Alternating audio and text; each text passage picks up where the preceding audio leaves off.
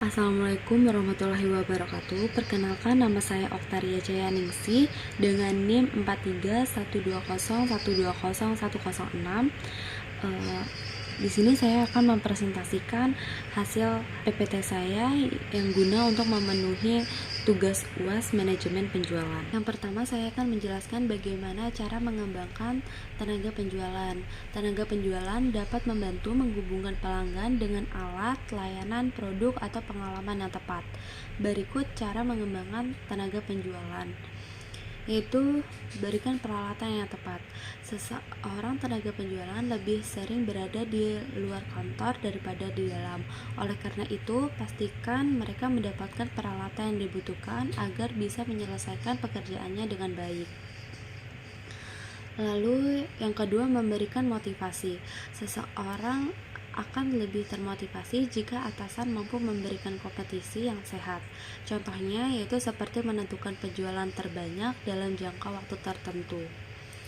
Jika ada salah satu karyawan yang mendapatkan penjualan terbanyak, maka mereka berhak mendapatkan hadiah atau penghargaan dari perusahaan. Dengan begitu, mereka akan termotivasi dengan karyawan yang lainnya. Lalu yang kedua, di sini saya akan menjelaskan tentang kepemimpinan dalam manajemen penjualan. Kepemimpinan dalam manajemen penjualan yaitu pemimpin yang mampu mengayomi kebutuhan pasar, pemimpin dari prospek atau pelanggan, dan pemimpin dari diri sendiri. Jika sudah menguasai semua elemen tersebut, kita juga dapat dengan mudah menjadi pemimpin dari kompetitor yang sepadan dengan produk atau layanan. Berikut ini adalah perilaku pemimpin yang efektif.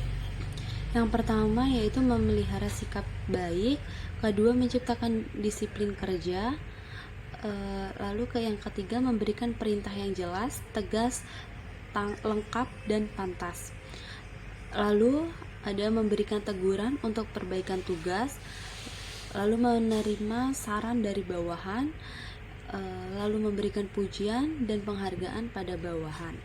Lalu yang terakhir, memperkuat rasa persatuan. Lalu yang ketiga, saya akan menjelaskan tentang alasan pentingnya kebutuhan untuk memberikan gaji yang seimbang di antara sumber daya perusahaan. Karyawan akan menerima hak dari perusahaan berupa gaji, dan perusahaan pun wajib memenuhi hal tersebut setiap bulan.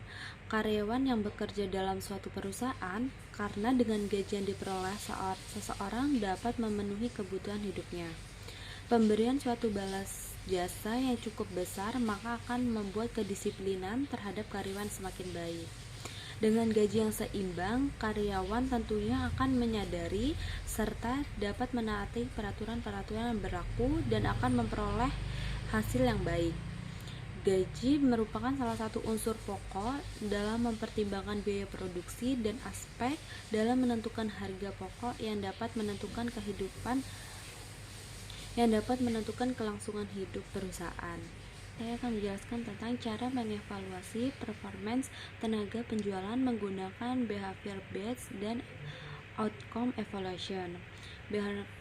Behavior based safety atau BBS adalah upaya pencegahan kecelakaan secara proaktif yang berfokus pada at-risk behavior atau perilaku berbahaya yang berpeluang menyebabkan terjadinya kecelakaan.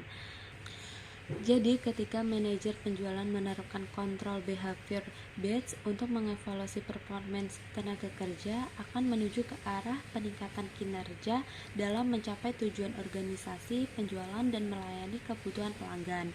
Manajer penjualan yang menerapkan kontrol behavior based mempunyai fokus lebih banyak pada kolaborasi daripada memberikan perintah. Sementara outcome based control akan menuju ke arah kinerja yang lebih tinggi dalam pencapaian penjualan individual dan hasil output yang lain. Contohnya yaitu dengan memberikan inovasi baru untuk konsumen dan tidak boleh menyerah ketika produk tidak terjual. Bukan berarti ini adalah kegagalan, tetapi lihat dari sisi pengalaman dan mendapat pelajaran. Dengan ditolak, mungkin bisa merubah gaya penjualan produk. Evaluasi outcome tergolong sebagai salah satu teknik yang digunakan dalam melakukan evaluasi. Dari perspektif konseptual, evaluasi outcome adalah evaluasi sumatif karena dilakukan setelah suatu program selesai dilaksanakan atau ex post. Karena sifatnya hanya dapat dilakukan ketika program telah selesai dilaksanakan, maka dari perspektif manajemen, hasil dari evaluasi outcome dapat digunakan sebagai bahan penyempurnaan program mendatang, namun sebatas pada tingkat program yang dievaluasi.